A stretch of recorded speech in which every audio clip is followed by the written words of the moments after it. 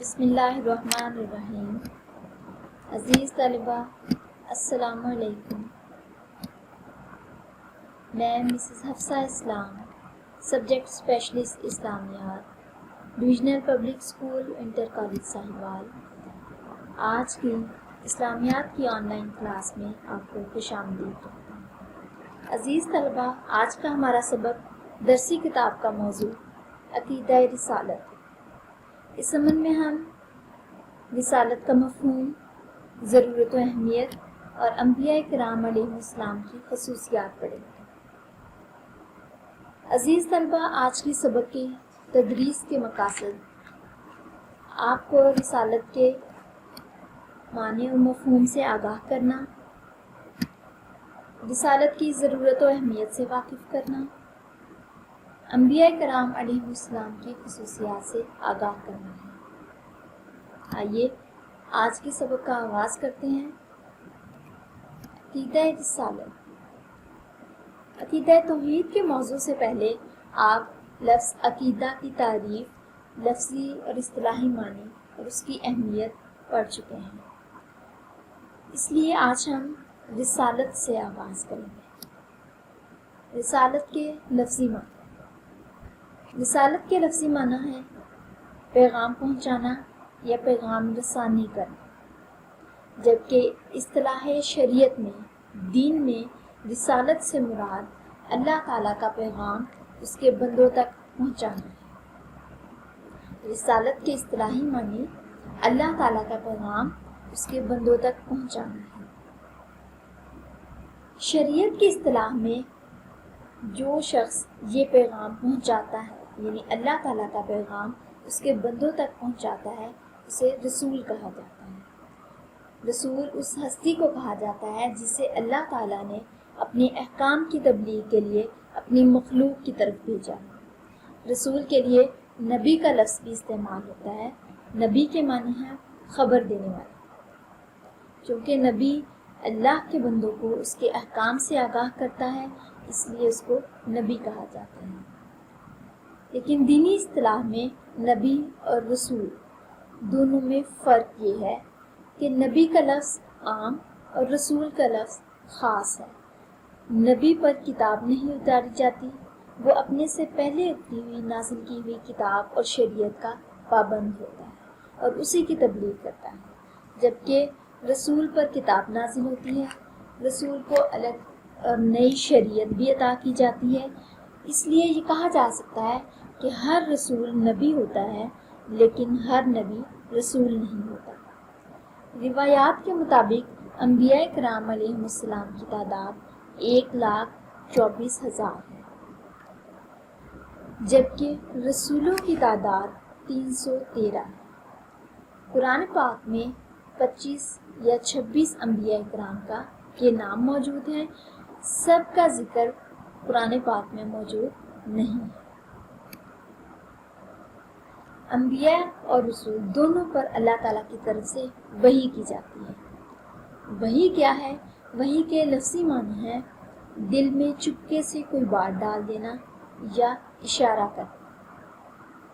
اسلامی شریعت میں وحی سے مراد اللہ تعالیٰ کا وہ پیغام ہے جو اس نے اپنے کسی فرشتے کے ذریعے سے نازل کیا یا براہ راست اس کے دل میں ڈال دیا یا کسی پردے کے پیچھے سے سنوا دیا۔ اس بارے میں قرآنی آیت کا ترجمہ کچھ یوں ہے: اور یہ کسی بشر کا مقام نہیں کہ اللہ اس سے کلام کرے، مگر ہاں یا تو وحی سے یا کسی پردے کے پیچھے سے یا کسی فرشتے یعنی قاصد کو بھیج دے، سو وہ وحی پہنچا دے اللہ کے حکم سے جو اللہ کو منظور ہوتا ہے۔ نبوت اور رسالت کے سلسلے کا آغاز حضرت آدم علیہ السلام سے ہوا اور یکے بعد دیگرے انبیاء کرام آتے رہے۔ اس سلسلے کے آخری فرد حضرت محمد مصطفیٰ صلی اللہ علیہ وآلہ وسلم ہے، جو خاتم النبیین ہیں۔ اب قیامت تک کے انسانوں کو آپ صلی اللہ علیہ وآلہ وسلم کی ہی پیروی کرنی ہے۔ اب کوئی اور نبی یا رسول نہیں آئے گا۔ عقیدہ رسالت پر ایمان لانے کا مطلب یہ بھی ہے کہ تمام انبیاء کرام کو سچا اور پاک باز مانا جائے، تمام انبیاء کرام کا ادب اور احترام کیا جائے، اور اس سلسلے میں تفریق کی اجازت نہیں، نہ یہ کہ کسی کو نبی یا رسول مان لیا جائے اور کسی کا انکار کر دیا جائے۔ ارشاد باری تعالیٰ ہے لا نفرق بین احد من رسلہ، ہم اس کے رسولوں میں باہم فرق نہیں کرتے، یعنی انبیاء کرام میں تفریق کی اجازت نہیں ہے کہ کسی نبی پر ایمان لایا جائے اور کسی کا انکار کر دیا جائے۔ انبیاء اور رسول کی ضرورت۔ اللہ تعالیٰ نے انسانوں کی مکمل رہنمائی کے لیے انبیاء اور رسول بھیجے اور ان کے ذریعے انسانوں تک اپنے احکامات پہنچائے۔ تو انبیاء اور رسول کا اس دنیا میں بھیجنے کا مقصد اللہ تعالیٰ کے احکامات لوگوں تک پہنچانا تھا۔ ارشاد باری تعالیٰ ہے وَلَقَدْ بَعَثْنَا فِي كُلِّ أُمَّةٍ رَسُولًا، اور تحقیق ہم نے ہر امت میں رسول بھیجے۔ ان انبیاء اور رسول پر اللہ تعالیٰ نے آسمانی کتابیں نازل کی، ان انبیاء اور رسول پر وحی کے ذریعے سے اپنے احکامات نازل کیے تاکہ وہ ان احکامات کو لوگوں تک پہنچا دیں۔ انسانوں کی رہنمائی۔ اللہ تعالیٰ نے انسانوں کی رہنمائی کے لیے انسانوں میں سے ہی انبیاء کرام کو مبعوث کیا، کیونکہ انسان کی رہنمائی انسان ہی بہتر انداز میں کر سکتا ہے۔ جو مشکلات ایک انسان کو درپیش ہیں وہ دوسرے انسان کو بھی درپیش ہیں، اور وہ ان کو اچھے انداز میں بہتر انداز میں سمجھتا بھی ہے اور ان کا حل بھی بتا سکتا ہے۔ اس لیے اللہ تعالیٰ نے انسانوں کی رہنمائی کے لیے انبیاء اور رسول کو مبعوث کیا جو انسانوں میں سے ہی تھے، اور انسانوں کی مکمل رہنمائی کی۔ معاشرے کے سامنے عملی مثال۔ انبیاء کرام کو صرف کتاب دے کر، شریعت دے کر ہی نہیں بھیجا گیا، بلکہ ان کو ایک عملی مثال، عملی نمونہ بنا کر پیش کیا گیا، بھیجا گیا، تاکہ وہ احکامات جو وہ انسانوں تک پہنچائیں، وہ رہنمائی جو اللہ تعالیٰ کی طرف سے نازل کردہ ہے جو انسانوں تک پہنچانی ہے، اس پر عمل کر کے دکھائیں۔ ارشاد ربانی ہے وَأَنزَلْنَا إِلَيْكَ الذِّكْرَ لِتُبَيِّنَ لِلنَّاسِ مَا نُزِّلَ إِلَيْهِمْ، اور اتاری ہم نے تجھ پر یہ یادداشت کہ تو کھول دے اسے سامنے لوگوں کے جو اتری ان کے واسطے۔ اسی لیے تمام انبیاء کرام نے وہ تمام احکامات جو اللہ تعالیٰ نے ان پر نازل کیے ان تک پہنچائے، وہ لوگوں تک پہنچائے، اپنے اپنے زمانے کے لوگوں کی رہنمائی بھی کی اور ان کے مطابق عمل بھی کر کے دکھایا۔ رسول پاک صلی اللہ علیہ وآلہ وسلم نے بھی صرف تبلیغ دین ہی نہیں کی، بلکہ پیغام الہی کے مطابق عمل کر کے بھی دکھایا۔ انبیاء کرام علیہ السلام کی خصوصیات۔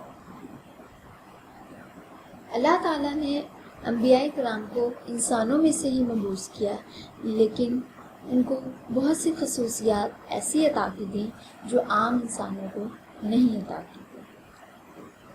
قرآن پاک میں رسالت اور نبوت کی جو خصوصیات بیان کی گئی ہیں ان میں سے چند کا یہاں پہ ذکر کریں گے۔ بشریت، یعنی اللہ تعالیٰ نے انسانوں کی رہنمائی کے لیے ہمیشہ کسی انسان کو ہی پیغمبر یا رسول بنا کر بھیجا، یعنی اللہ کے بنائے ہوئے بھیجے ہوئے رسول نہ تو فرشتوں میں سے تھے، نہ جنات میں سے، نہ ہی کوئی اور مخلوق، نہ ایسا ہوا کہ اللہ تعالیٰ خود کسی انسانی یا غیر انسانی شکل میں اپنے احکام بھیجا۔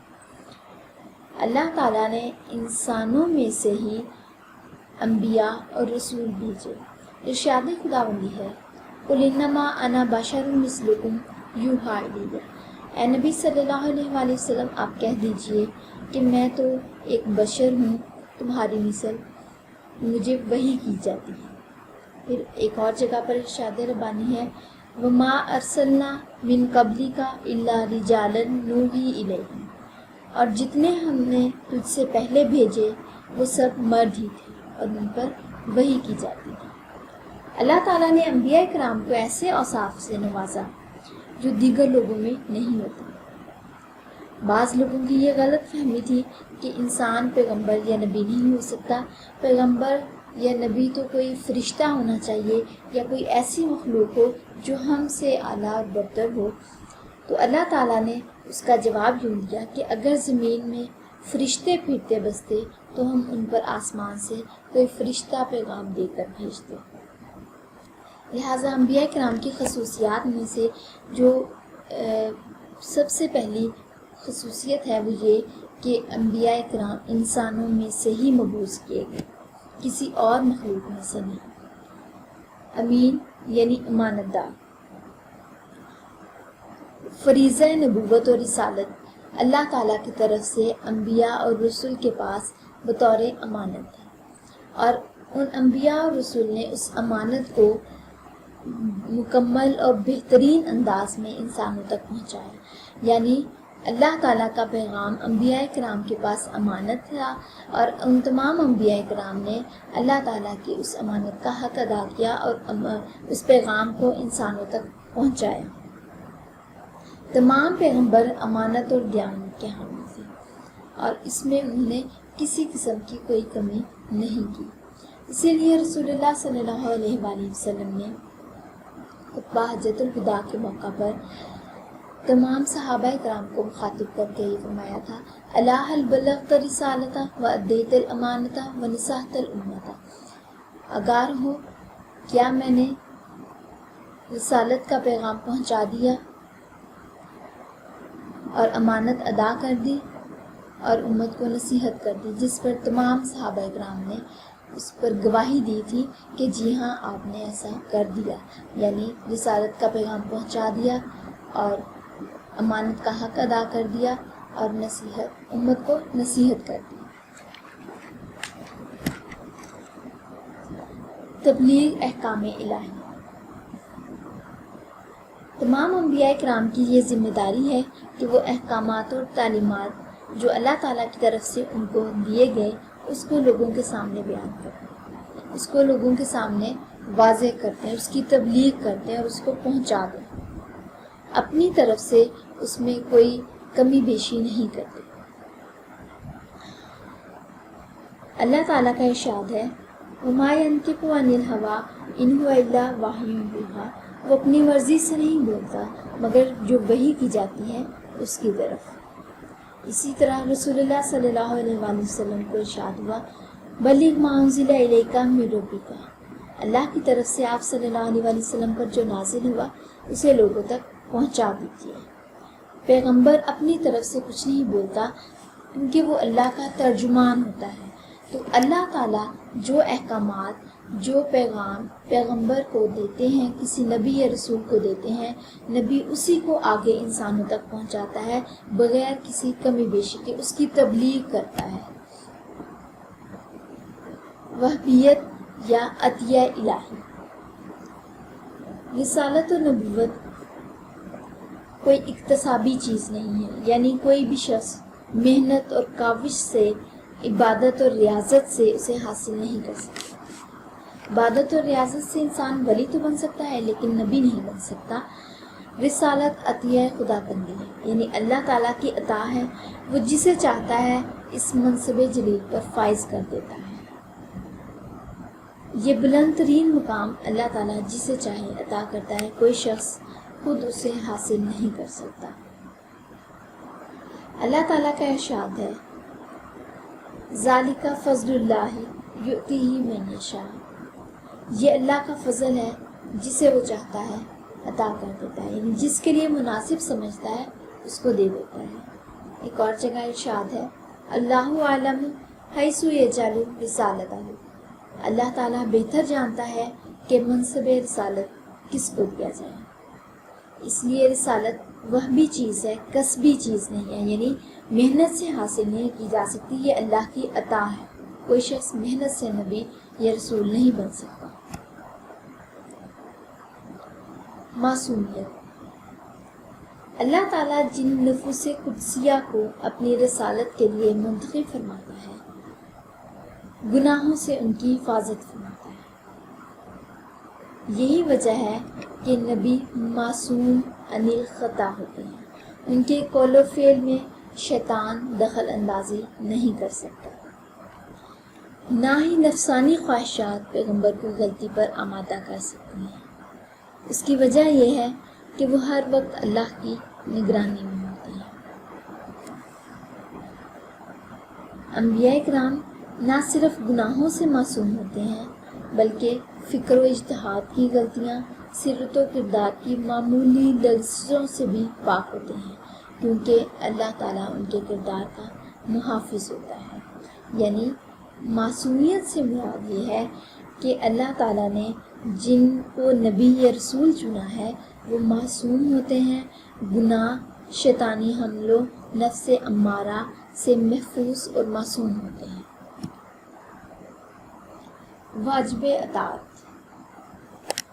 نبی کی مکمل اطاعت اور پیروی کرنا ضروری اور لازم ہوتا ہے۔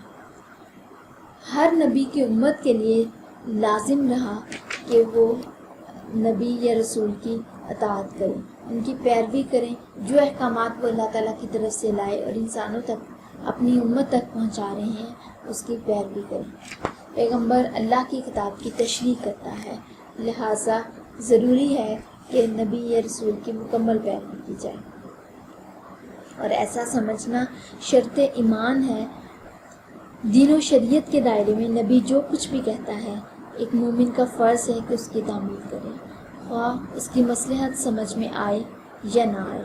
ہر صورت میں یہ یقین رکھنا ضروری ہے کہ نبی کی اطاعت میں خیر ہی خیر ہے۔ نبی کی یہ حیثیت اللہ تعالیٰ نے خود مقرر کی ہے۔ ارشاد باری تعالیٰ ہے، وَمَا أَرْسَلْنَا مِن رَّسُولٍ إِلَّا لِيُطَاعَ بِإِذْنِ اللَّهِ، ہم نے جس رسول کو بھی بھیجا اس لیے بھیجا کہ اذن خداوندی کے مطابق اس کی اطاعت کی جائے۔ لہٰذا انبیاء کرام علیہم السلام کی اطاعت ضروری اور لازم ہے۔ نزول وحی، اللہ تعالیٰ نے تمام انبیاء کرام علیہم السلام پر وحی نازل فرمائی، اور اسی وحی کی روشنی میں وہ خود اپنی زندگی بھی بسر کرتے اور یہی پیغام انسانوں تک بھی پہنچاتے ہیں۔ یہی فریضہ نبوت ہے کہ جو وحی اللہ تعالیٰ کی طرف سے نازل کی جاتی ہے اس پر عمل بھی کریں اور باقی تمام لوگوں کو اس کی تبلیغ بھی کریں، اس کو پہنچا دیں۔ اللہ تعالیٰ کا ارشاد ہے، وَمَا أَرْسَلْنَا مِن قَبْلِكَ إِلَّا رِجَالًا نُوحِي إِلَيْهِمْ، اور ہم نے آپ سے پہلے انسان پیغمبر بھیجے اور ان کی طرف ہم نے وحی کی۔ اس کے علاوہ اللہ تعالیٰ نے رسولوں پر کتاب بھی نازل فرمائی۔ ارشاد باری تعالیٰ ہے، اِنَّا أَنزَلْنَا إِلَيْكَ الْكِتَابَ، بے شک ہم نے تیری طرف کتاب نازل کی۔ بلند صفات کے مالک، تمام انبیاء کرام علیہم السلام، یعنی جن مقدس ہستیوں کو اللہ تعالیٰ نے رسالت کا منصب عطا کیا وہ تمام بلند ترین صفات کے مالک ہیں۔ نیکی، تقویٰ، ذہانت، عزم و ہمت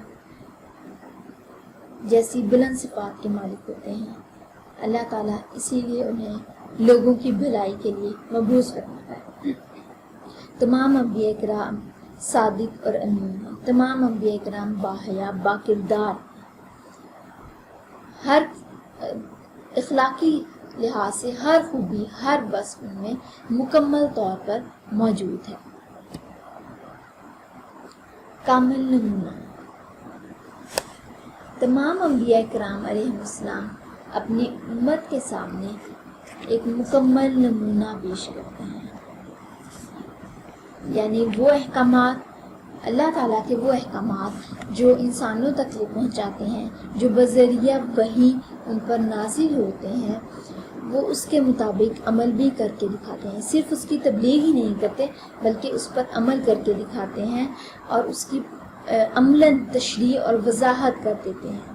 انبیاء کرام خدائی احکامات پر پہلے خود عمل پیرا ہوتے ہیں، پھر اپنی امت کی رہنمائی کرتے ہیں، ان احکامات کی وضاحت کر دیتے ہیں، تشریح کر دیتے ہیں، یعنی کتاب اللہ کی تشریح کرنے والے ہوتے ہیں، امت کو اس پیغام کی طرف دعوت دیتے ہیں، امت کے لیے نمونہ تقلید ہوتے ہیں۔ تمام انبیاء کرام علیہ السلام کے قول و فعل میں مطابقت ہے، یعنی جو وہ کہتے ہیں اس کے مطابق عمل کر کے دکھاتے ہیں۔ عزیز طلبہ، امید ہے کہ آپ کو آج کا سبق سمجھ آ گیا ہوگا، اس لیے انبیاء کرام علیہ السلام کی خصوصیات اور رسالت کا مفہوم ذہن نشین کر لیجیے۔ جزاکم اللہ خیر۔